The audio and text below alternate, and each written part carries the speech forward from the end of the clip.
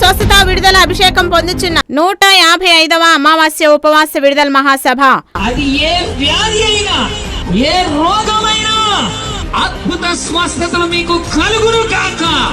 అది ఏ క్యాన్సర్ రోగమైనా, ఏ ఎయిడ్స్ రోగమైనా, ఏ గుండె జబ్బులైనా, కడుపు జబ్బులైనా, నడుము జబ్బులు, మోకాళ్ళ జబ్బులు, అలసర జబ్బులైనా, కిడ్నీ వ్యాధులైనా, మెదడు వ్యాధులైనా, సకల రోగములారా నజరేయుడైన యేసుక్రీస్తు శిలువ రక్తముతో రోగములను కాల్చివేస్తున్నారు.